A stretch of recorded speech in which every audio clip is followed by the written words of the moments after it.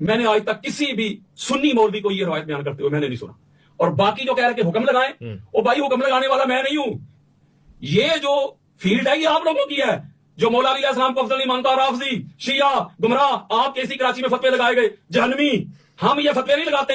ہم تو مولا علی علیہ السلام کی افضلیت کے دلائل دیتے ہیں اور گاندھی والی کے دلائل دیتے ہیں. ہم کہتے ہیں اللہ نے پاک محمد کے بعد علی جیسا کائنات میں بنایا ہی نہیں. ابھی تو بات شروع ہوئی ہے، آگے آگے دیکھیے ہو کیا. یہ حدیث مصطفیٰ سنیں جس کو امام بخاری 3047 حدیث کا نمبر ہے، انٹرنیشنل نمبر لے رہا ہے. پھر امام بخاری 111 نمبر پہ لے کے آیا. پھر امام بخاری 1870 میں لے کے آیا. پھر امام بخاری 3172 میں لے کے آیا. پھر امام بخاری 3179 میں لے کے آیا. پھر امام بخاری 6755 میں لے کے آیا. پھر امام بخاری 6903 میں لے کے آیا. پھر امام بخاری 6915 میں لے کے آیا. پھر امام بخاری 7300 پلٹ کے امام بخاری یہ روایت لے کے حضرت ابو جحیفہ روایت کر رہے. سنیں ذرا یہ بات. حضرت ابو جحیفہ کہتے ہیں کہ قال قلت لعلی هل عندكم شيء من الوحي الا ما في كتاب الله.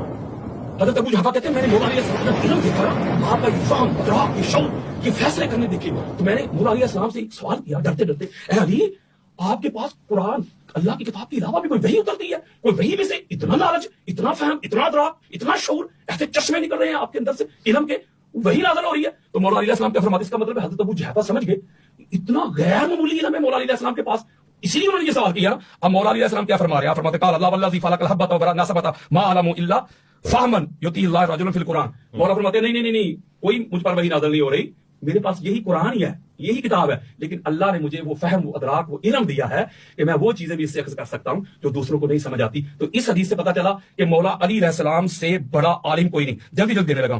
اب اگلی روایت میں آپ کے سامنے رکھا ہوں. ام المومنین حضرت عائشہ صدیقہ رضی اللہ تعالی عنہا، اہل ایمان کی امی جان، آپ روایت کرتی ہیں. سنیں آپ فرماتی ہیں قالت عائشہ رضی اللہ تعالی عنہا علی عالم الناس بالسنت. اس کو امام ابن عساکر طریق دمشق الکبیر میں جلد نمبر 45 حدیث کا انٹرنیشنل نمبر ہے 9805 اور یہ بیروت لبنان کی چھپی ہوئی کتاب ہے. آپ اپنی بات میں جو بات کری کیجیے. آگے پھر دوسری روایت جس کو امام عبد الرؤف المناوی ذخائر العقبہ میں لے کے آئے. پھر اما کہتی ہیں کہ عالم الناس بسنت علی بن ابی طالب.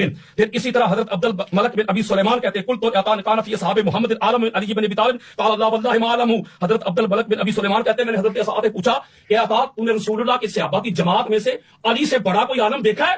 وہ کہتے ہیں اللہ کی عزت کی قسم میں نے رسول اللہ صلی اللہ علیہ وسلم کے پورے صحابہ کی جماعت میں، پورے گروہ میں، طبقہ میں علی سے بڑا عالم دیکھا ہی نہیں.